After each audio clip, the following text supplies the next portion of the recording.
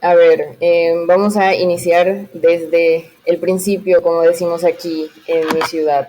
Bueno, pues yo tengo 25 años, vengo de una familia que tiene diferentes culturas, entonces eso me ha dado la oportunidad de poder conocer un poquito de todo, ¿no? Yo estudié la carrera de administración turística y tengo una maestría en gestión y finanzas públicas. Actualmente tengo dos trabajos, soy maestra de inglés y de español y también soy directora de contenido en la Asociación de Parques de México. Nos dedicamos a espacios públicos, a parques, me gusta mucho lo que hago, disfruto mucho dar clases también, doy clases a nivel secundaria y prepa y también a adultos ya profesionistas. Estoy casada desde hace unos meses. Tengo dos gatitos que me adoptaron. No puedo decir que yo los adopté porque ellos me adoptaron. Um, pues vivo en Mérida, Yucatán, México. Siempre hay calor, siempre, siempre. Solo tenemos temporada de verano, verano más caliente y verano horno, porque es todo lo que tenemos aquí en Mérida. Es una ciudad muy bonita, con mucha naturaleza, con muchas cosas para hacer. Hay de todo tipo de atracciones, desde cosas de naturaleza hasta cosas de aventura, hasta cosas culturales. Entonces eso pues disfruto bastante y cerca está la playa. Entonces siempre es bueno poder escapar un poco del calor para ir a la playa. Y pues yo creo que eso es un resumencito de mí. Ok. Descríbeme un poco cómo percibes tú la vida de la mujer en México. ¿Cómo piensas que ha cambiado entre generaciones? Lo que le tocó vivir, por ejemplo, a tu mamá ha vivido en México. Eh, Esto es una pregunta difícil porque puede volverse política y controversial, pero yo creo que ha cambiado. Yo creo que cuando mi mamá llegó a México las cosas eran más difíciles de las que son ahorita. La ciudad pues no estaba tan desarrollada. Mi mamá no hablaba el idioma, entonces se topó muchas veces con pared, como decimos aquí, al buscar oportunidades. Ya poco a poco se fue abriendo camino, pero yo creo que ahorita las mujeres seguimos en una lucha constante. Yo diría que siempre se ha peleado, que definitivamente estamos mucho mejor que en años pasados y en épocas pasadas, pero creo que la lucha no se ha terminado. Creo que en México es un país donde hay que decirlo, es muy bonito, es precioso, pero también es inseguro para ciertos sectores de la población. Creo que muchas veces, dependiendo de dónde vives, el ser mujer puede ser un poco inseguro. Um, pero creo que las generaciones están cambiando, creo que ahora ya nos damos cuenta de muchas cosas. Nos ayuda la tecnología y el saber que estamos conectados, el saber lo que está pasando. Y yo creo que ahorita las mujeres estamos eh, pues adaptando un papel más activo en cómo nos vemos, en cómo queremos que nos traten, en cómo queremos que las personas nos vean, en lo que no nos parece y en lo que pues definitivamente tiene que cambiar. Entonces es algo que es una, como dije, una lucha constante, no ha terminado, pero definitivamente pues ya ha habido progreso, ya ha habido mucho progreso y pues hay lugar para seguir avanzando. ¿Cómo es la economía en México, a tu parecer? Yo creo que se podría explotar más. Digo, no soy una experta economista, me gusta el tema y parte de lo que he estudiado se mezcla un poquito con esto, ¿no? Pero eh, creo que es muy difícil mover la economía de un país subdesarrollado como lo es México, que depende mucho de otras economías potencia como Estados Unidos o incluso otras en Sudamérica. Creo que siendo un país tan diverso, podemos explotar mucho lo que tenemos y podemos avanzar más. A veces eh, México como que trata de estar en la sombra de alguien o siempre aspiramos a ser como otros países, pero creo que tenemos todo para seguir avanzando. Creo que el, pues el estar cerca de otros esfuerzos que se han hecho ayuda para que podamos darnos cuenta de las diferentes cuestiones económicas que estamos pasando, que pueden mejorar. Um, yo creo que los diferentes gobiernos que hay, las diferentes prioridades lo hacen más difícil y sin duda ahorita pues con esta pandemia que hemos tenido no ha ayudado. Eh, Poco a poco nos iremos recuperando porque pues muchas cuestiones de los presupuestos se han movido y pues como dije, ¿no? Las prioridades de cada gobierno y del gobierno actual pues dificultan a avance en otros sectores, pero pues también hay como apoyo en otros, ¿no? Entonces yo diría que no estamos tan bien como me gustaría como que estemos, pero creo que poco a poco México se da cuenta que tiene todo para ser mejor. ¿Cómo es la vivienda en México? Uf, cara, difícil.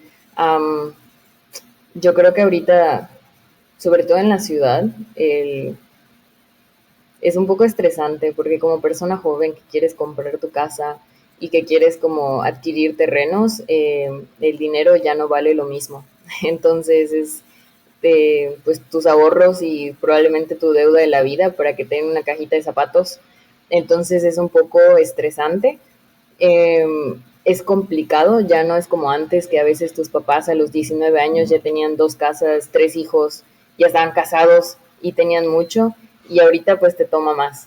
Um, yo diría que no es equitativa y no es justa mucho de lo que vas a dar para tu vida, que luego pues termina siendo algo que te va a frenar en otros aspectos, porque si nos dan una deuda de 30 años para tener una casa y estás trabajando para pagarla, pues cómo sigues avanzando en otros aspectos de tu vida, ¿no? Entonces yo diría que es difícil, es caro y no siempre es justo, porque además todo es más caro, pero no es de tan buena calidad, entonces también te termina costando más y pues es un rollo, pero yo diría que pues aquí sufriendo y tratando de conseguir viviendas más justas y más seguras para todos. Pero sí Ok, ahora creo, sí vamos a... ay, perdón, Me estás haciendo ruido tú misma con tus manos, creo. ahí Me es que estás me rozando con emociona. algo. Ok, ahora sí vamos a entrar a un tema que debes saber, la educación. ¿Cómo es la educación en México? Bueno, la educación es, a ver, vamos por lo básico. Aquí tenemos 3 años de kinder o de preprimaria, me parece que le dicen en algunas partes de México, y no es obligatoria, solo el tercer año es obligatorio. Luego son 6 años de primaria y luego son 3 años de secundaria y 3 años de prepa. En tu preparatoria, en tu último año, tú llevas materias electivas en donde te ayudan a enfocarte a lo que quieres estudiar en tu vida. Es decir, si quieres ser doctor, pues tomas materias biológicas, si quieres ser ingeniero, pues matemáticas y cosas así. Estas materias selectivas yo diría que es nuestro equivalente a college en Estados Unidos. Y ya después de la prepa, nosotros brincamos a la universidad. Es decir, ¿quieres ser doctor? Universidad de Medicina. ¿Quieres ser abogado? Universidad de Leyes. Y esto es algo que en otros países todavía les toma unos años más llegar ahí. Entonces, después de la prepa, vamos a nuestra universidad. Normalmente son de 4 a 5 años. Si quieres estudiar algo un poco más extenso como medicina, son 7 años. Um, y ya luego de eso puedes estudiar tu maestría y luego tu doctorado y pues de ahí pues hay muchas cosas más. Yo diría que la educación aquí en México es, es más barata que en otros países, es de muy buena calidad. Hay escuelas públicas y hay escuelas privadas. Eh, Desafortunadamente no todos pueden ir a la escuela.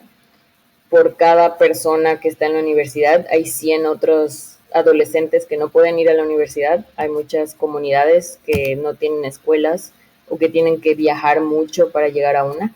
Entonces, pues soy afortunada de vivir en la ciudad y que pude continuar con mis estudios, ¿no?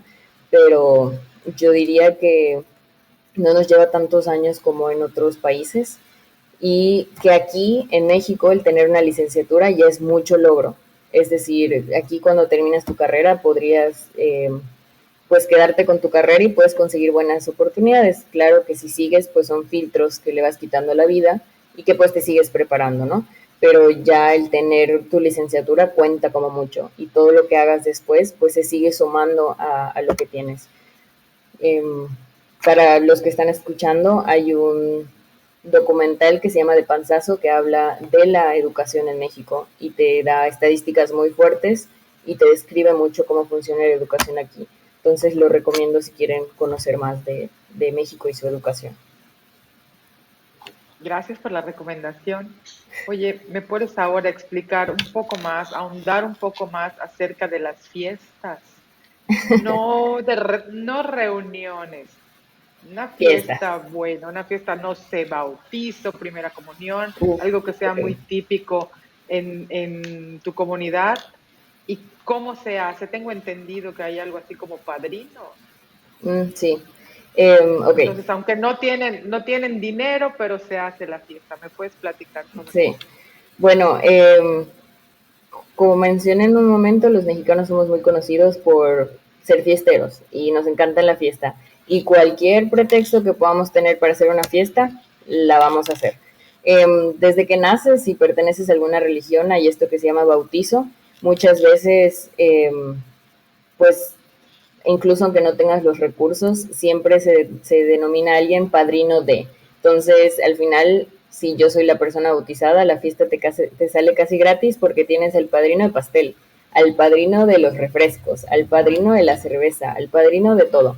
Entonces, pues la idea es que tus amigos o tu familia te ayuden apadrinándote con estas cosas y pues en México le decimos pachanga cuando es una fiesta muy grande.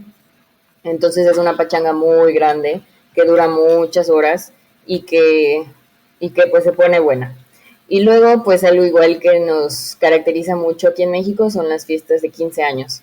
Entonces pues normalmente las jóvenes tenemos fiesta de 15 años y es tirar la casa por la ventana, que es un dicho de aquí de México.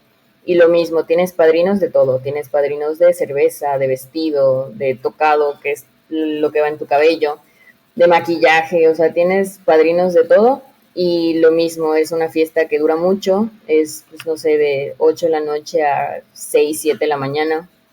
Um, y son fiestas grandes, o sea, grandes, vestido así de 3 capas, fiestas de 200 personas, es normalmente lo típico de la cultura aquí en México para este de los 15 años.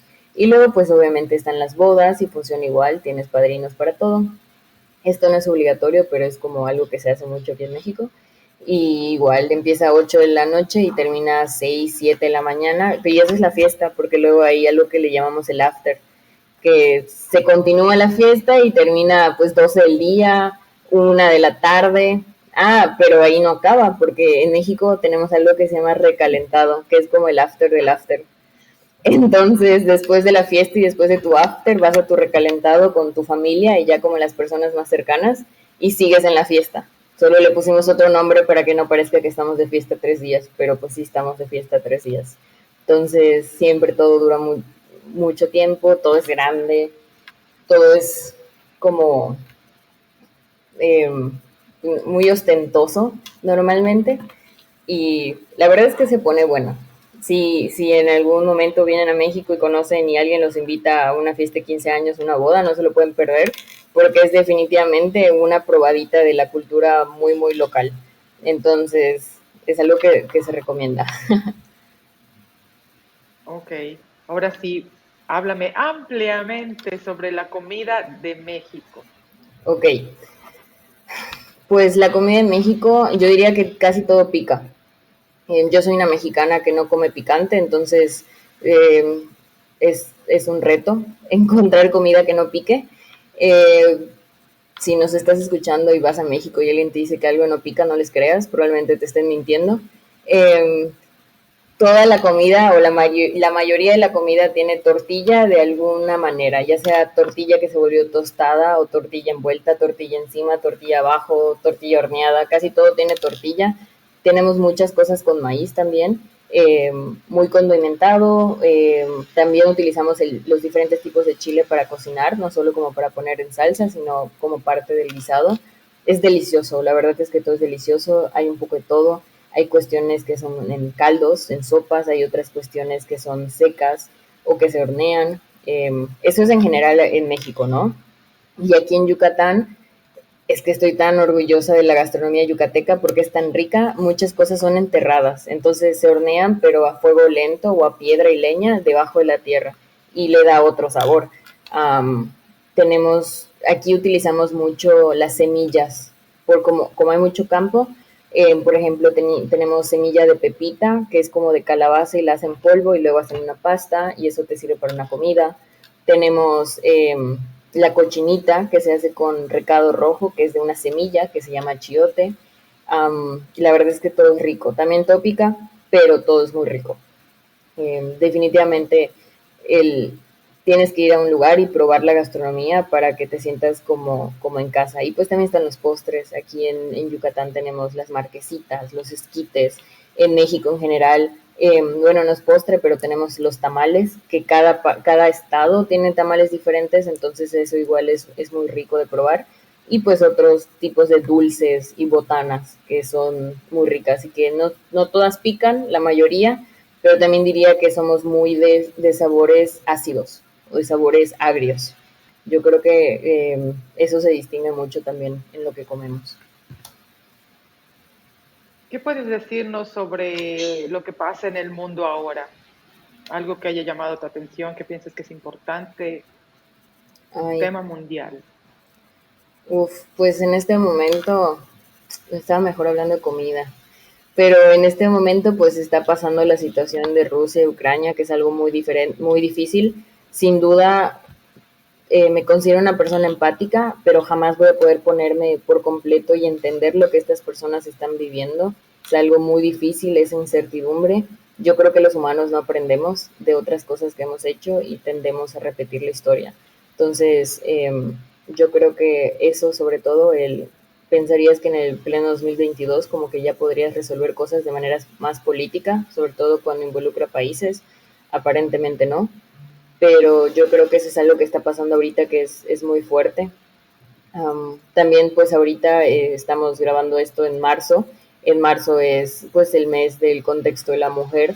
Entonces, como ya había mencionado, pues la lucha constante, ¿no? Con el empoderamiento de la mujer, con el que se nos dé la importancia que, que tenemos, el que podamos tener, sentirnos seguras, el que podamos salir a la calle, el que podamos vivir y desarrollarnos muy cómodamente sin temer por nuestras vidas o porque algo nos pase. Yo creo que es algo también que está pasando ahorita y no solo en México, en muchos países, entonces me parece muy importante que podamos involucrarnos de cierta manera, tanto con esto de la mujer como lo de Rusia y Ucrania, como cualquier cuestión mundial. Yo creo que nuestro trabajo como personas tal vez mortales, que no estamos involucrados como en ámbitos más, pues no sé, importantes, digamos, eh, nuestro deber es estar informados y el ayudar desde como podamos, difundiendo información, siendo parte de tal vez asociaciones, colectivos, pero yo creo que el estar involucrados y informados y cuestionar es muy importante en todo lo que pasa en el mundo y en nuestro contexto local y nacional. Ok, voy a regresar al tema de la familia. Ya me has comentado que estás casada, sobre tu mamá, tu papá, tu hermano, pero también mencionaste que vienes como de una familia multicultural. ¿Quieres ahondar un poco más sobre esto? ¿Dónde vive otros miembros que no es de tu familia nuclear, pero pues son a los que quieres recordar Claro. cuando comes ciertos alimentos? ¿Me puedes platicar sobre eso?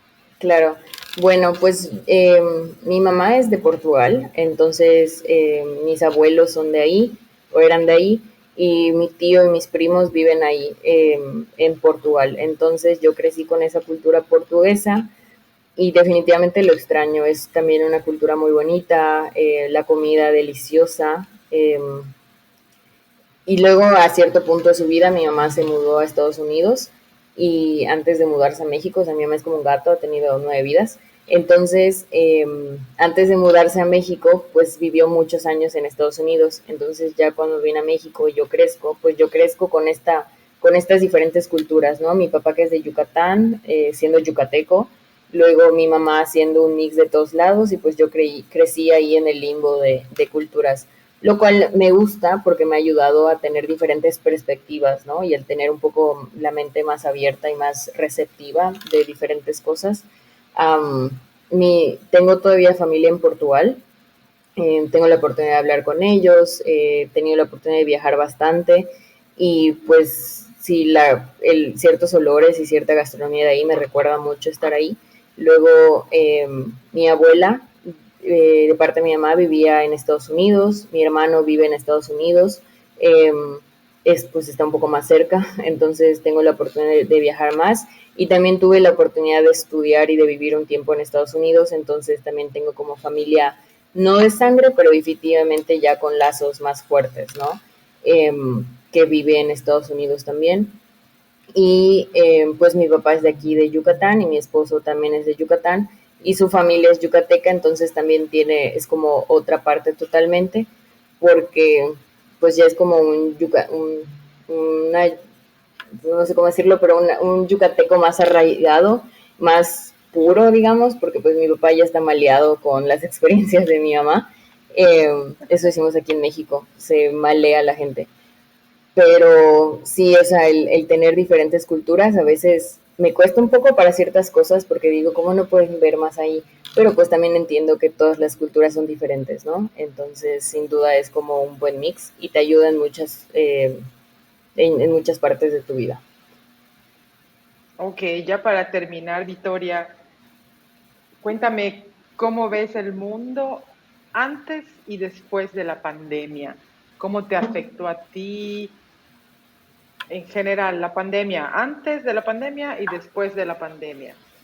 Bueno, pues yo creo que, o sea, tal vez va a sonar así como, bueno, de nuevo en México decimos choteado, ¿no? Pero cuando repetimos mucho, cuando es el discurso de alguien, pero yo creo que la pandemia vino a enseñarnos a apreciar muchas cosas.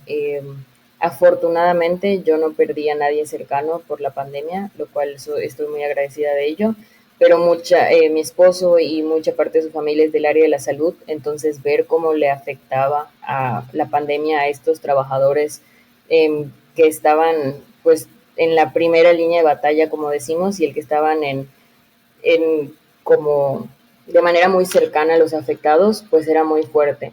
Y el escuchar que alguien de tu alrededor ya haya perdido a alguien, o creo que nos enseñó a apreciar mucho, a saber que la vida es muy delicada. Eh, También nos enseñó ya como en algo un poco más trivial, en cosas que hacíamos que no nos dábamos cuenta de qué tan malo estaba. Aquí en México cuando vas por los tacos y estás en la calle esperando y la persona ahí estornudando sobre tu taco y tú pues está más rico así, ¿no? Le da mejor sabor. Pero no te das cuenta de estas cuestiones que no eran tan higiénicas que veías normal. Um, yo creo que dio un brinco espectacular la tecnología. O sea, fue algo, muchas cosas que ya se estaban desarrollando tuvieron que cambiar en un instante para poder sobrevivir. El poder que hayan más esfuerzos en línea tecnológicos ayuda a muchas personas en cuanto a educación, en cuanto a trabajo. Personalmente creo que también me dio un break de la vida porque todo era desde casa y ya quería como un cambio de rutina y el estar descansando un poquito más. Sí fue cansado en un momento porque al final cuando haces home office siento que terminas trabajando más de que cuando estás en tu oficina no te desconectas. Um, Tal vez en cierto momento dio un poco más de tiempo con la familia, pero creo que sin duda el tener que apartarte, el reconocer que todo es más, pues más delicado, el apreciar ciertas cosas que antes pues no te dabas cuenta. Yo creo que eso es como las principales cosas y también el saber cómo aprender a convivir de maneras diferentes, ¿no? Yo creo que eso también es mucho. Y en cierto lado, pues también creo que te ayuda a aprender mucho de ti. Por ejemplo, para esas personas que tal vez no se ven, no sé, parejas, ¿no? Que tenían que convivir 24/7 o si vivías sola y tenías que estar contigo 24/7, que creo que también es muy difícil. Creo que ayuda también a conocer un poco pues de ti, de las personas con las que estás. Entonces, como todo, y creo que ya lo dije varias veces, tuvo cosas muy buenas, tuvo cosas definitivamente muy malas, pero pues esperemos que poco a poco podamos seguir aprendiendo, ¿no? A estas nuevas maneras de intercambiar experiencias. Tal vez no tendríamos este podcast porque las personas podrían seguir yendo a clases convencionales, ¿no? Entonces creo que hay nuevas oportunidades y nuevos retos también. Ok, pues hemos terminado. Victoria, muchas gracias nuevamente y seguimos en contacto. Sí, sí, perfecto. Yo encantada, o sea, no sé qué tan bien estuvo, pero yo encantada de participar. Me encanta dar clases y me encanta hablar, entonces para lo que sea, pues aquí estoy. Sale, muchas gracias. Perfecto.